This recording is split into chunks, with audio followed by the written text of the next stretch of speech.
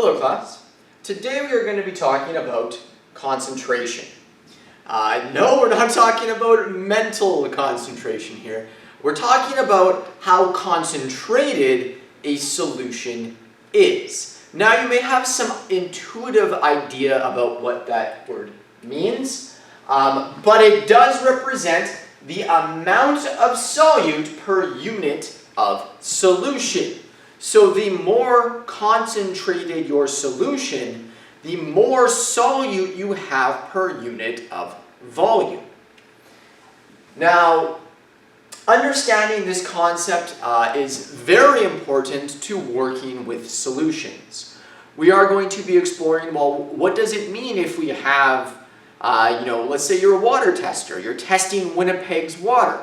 What does it mean if you have 7 parts per million of lead, for example? Would that be bad? Would that be good? Is that a high concentration? Is that a low concentration? What does that mean? So first up, there's 2 different types of solutions. We can say solutions are dilute, which means we have a small amount of solute dissolved in solution, or per unit of solution, I should say. Or you can say it is concentrated. Concentrated means we got a bunch of solute dissolved per unit of solution.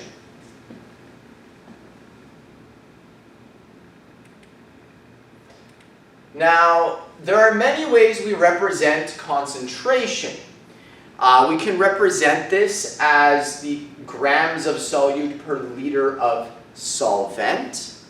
That's one common way. 2 more uncommon ways would be the percent weight of solute per volume of solution and the percent volume of solute per volume of solution. Now clearly this would be if you're mixing 2 liquids together, 2 maybe even solutions together. However, these are not as commonly used. For the same reason as we don't really work directly with grams when we want to know how much of something we have, right? When we're comparing molar ratios, what are we using? We're using moles. Why do we use moles? Because moles tells us how many particles, whereas grams, do we have the same number of particles in 10 grams of sodium chloride versus 10 grams of, say, calcium chloride? The answer is no, right? There'd be way more particles in sodium chloride because it has a much lower molar mass. So these do not get used as often. 2 more industry forms of concentration are parts per million and parts per billion. Now parts per million is in 1 million solvent particles, how much solute would be present. And parts per billion in the same vein is per 1 billion solvent particles, how many solute particles are present. Now, for example, we were testing our drinking water, per 1 billion units of drinking water, how much lead would be present, for example? Well, we said that the acceptable upper limit is 15 parts per billion. We actually recently changed that from 50 parts per billion to 15.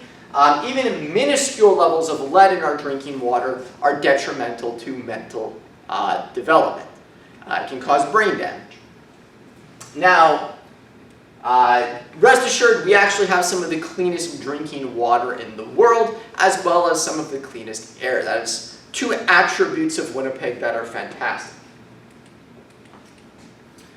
So this is the big one, molarity. All of those other units of concentration, the means by which we measure concentration, we're not going to be using those too much. We are going to be using molarity, which is the number of moles of solute dissolved in 1 liter of solution.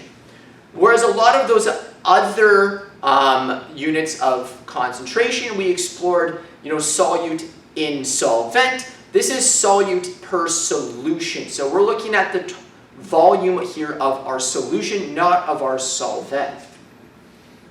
So the units are moles per liter or moles per dm cubed. Now, that's because 1 liter is 1 dm cubed. Now, the volume is the volume of the total solution, not just the solvent.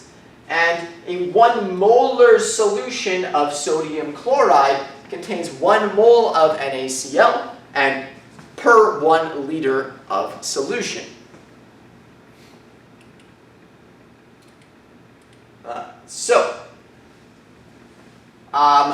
The units of concentration for molarity are moles per liter, and this is known as your molar concentration, and I've used the word molarity a bunch already, and that's how I will be referring to it.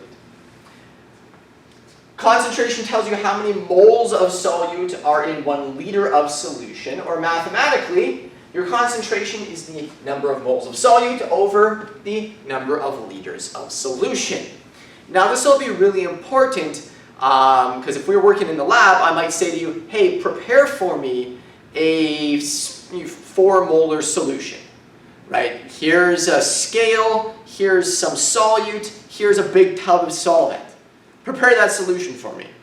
So you would have to be able to, using Stoic, figure out, well, we want to create 4 molar, so we need to measure out an amount that when we dissolve it in our given amount of solvent will give us a 4 molar solution. Now the formula for this, we say C is equal to N over V, where C is your concentration, N is moles, and V is your volume of solution. So now let's look at a couple examples. Again, that little preamble I did, all of those other units of concentration we're not going to really be working with. The main one we're working with here is molarity. What is the concentration of 52 grams of sodium chloride dissolved in 200 milliliters of water? Now, first up, this here, these brackets, that is my shorthand for concentration, 2 square brackets. Now, what was our formula for concentration? Well, that was our concentration is equal to our moles over volume of solution. Now, you might be tempted to do this, right? We had how much solute? Well, 52 grams. What was our volume? Well, that was 200.0 milliliters. Now, what did I do wrong here? What did I do wrong? What does N represent? That is our number of moles. Is that moles? No, that is not moles. That is our gram value. How do we turn that into moles? Right? What was one of those conversion factors we learned in Stoic? Well, we have to use our molar mass. And what is our molar mass of sodium chloride? So for every mole, there will be 58.44 grams. I think that's right. And what is that equal to? That's like 0.889 moles of sodium chloride. That is the number that we will plug in right here.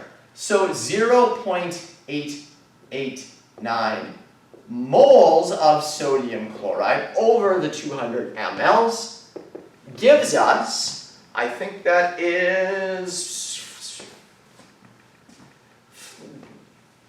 what will that be? That's 0.0445, give or take a bit. But we also did something wrong as well with our volume, because that's moles per milliliter. Moles per milliliter. Are we dealing here with molarity then? What does V stand for? V stands for the volume of our solution in liters, right? It's in liters. So we also have to convert our volume to liters. So what is 200 milliliters represented in liters?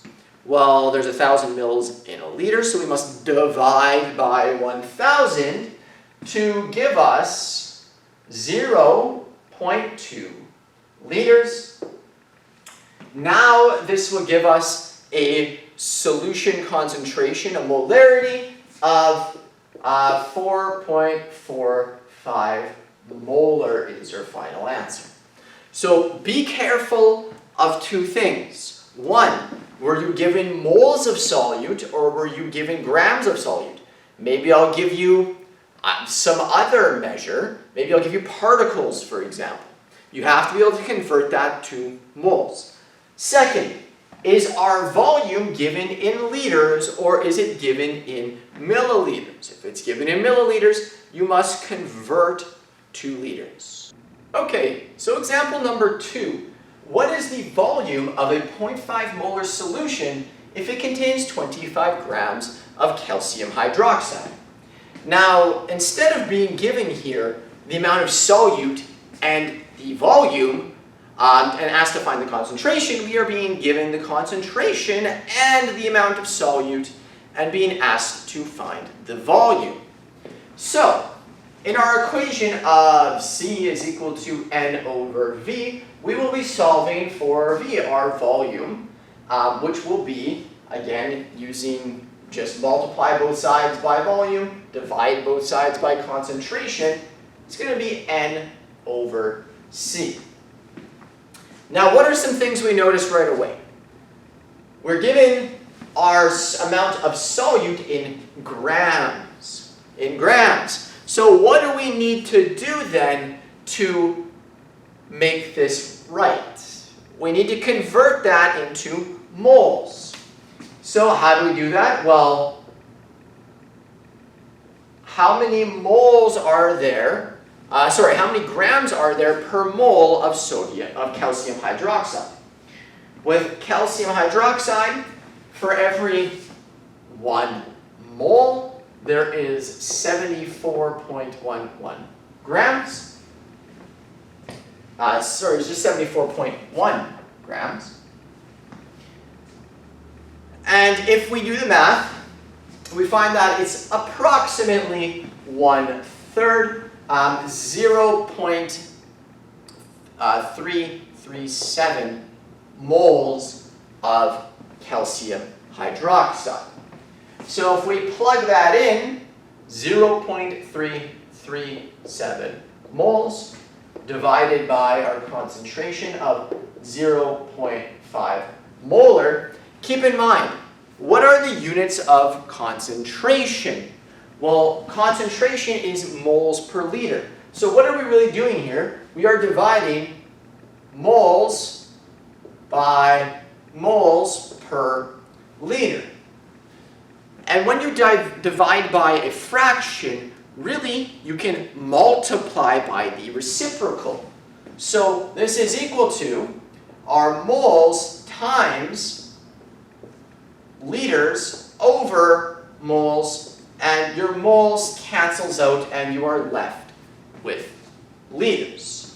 So if you're curious as to the dimensional analysis here, how the units work, why is it that you get liters for volume? That is why. So, what is our final answer? Well, it's 0.337 moles divided by 0.5 molar, which will give us 0.674 liters. Last example. You mix 50 milliliters of an 8 molar solution of sodium hydroxide with 30 milliliters of a 1 molar solution of sodium hydroxide. What is the new concentration after mixing these two solutions together? Now, this type of question is super tricky because it's not just formula manipulation. You got to think about what's going on a little bit. So, what is our formula for concentration? Concentration is the number of moles over our total volume of solution. Now, what are we given here? Well, we're given our volumes we're mixing together, and we're given our concentrations. Now, this is where students get confused. They're like, how could I possibly figure out this new concentration? It makes no sense to me. But let me ask you a different question. Given a concentration and a volume, can you determine the number of moles in solution? the answer is yes, right? The answer is yes, of course you can. So, if that follows, could I then figure out how many moles of sodium hydroxide are present in the first solution, how many moles of sodium hydroxide are present in the second solution, and then add those together and divide by the total volume? And the answer is yes, you can do that, and that will give you your new concentration. So let's go through that together. So, we mix 50 mils of an 8 molar solution. So how many moles is that? So again, if we're solving for N is equal to our concentration times our volume. So I'm just going to call this N1. And this is going to be 8 molar. And am I going to multiply this by 50? What do you think? No, of course not. It has to be in liters. So multiplied by 0.05 liters, and this gives us 0.4 moles. So in our first solution of 50 mLs, there's 0.4 moles of sodium hydroxide. Now let's look at our second solution. We found that in a 1 molar solution, and if we had 30 mLs of that solution, that's going to be 0.03 liters. That will give us 0.03 moles. So now we know how many moles of sodium hydroxide were present in each of our solutions. So we can now solve then for what we were asked, our total concentration after mixing these two solutions together. So C then is going to be equal to the total number of moles, right? It's your total number of moles, which is going to be 0.4 moles plus 0.03. I'm just going to erase moles there to save us some space. And what is my total volume? Am I going to put 50 mLs, 30 mLs? Am I going to put some other number? Well, after we add those two solutions together, what is the total volume? It's going to be 50 plus 30, or 80 mLs. And again, we will not use milliliters here. It's going to be in liters. So I'm going to say that's going to be 0.05 liters plus 0.03 liters. And if we add this all up, we get 0.43 moles of sodium hydroxide in a total volume of 0.08 liters. And that gives us a final concentration of 5.375 molar. So, after mixing those two solutions together, we now have a 5.375 molar solution of sodium hydroxide. Again, this type of problem is really tricky because you gotta think a little bit outside the box. Don't get too fixated on formulas. Think about what that formula means. Concentration, total number of moles over total volume of solution. If you keep that in mind, you will not make those formula fixation mistakes. Have a great day, everyone.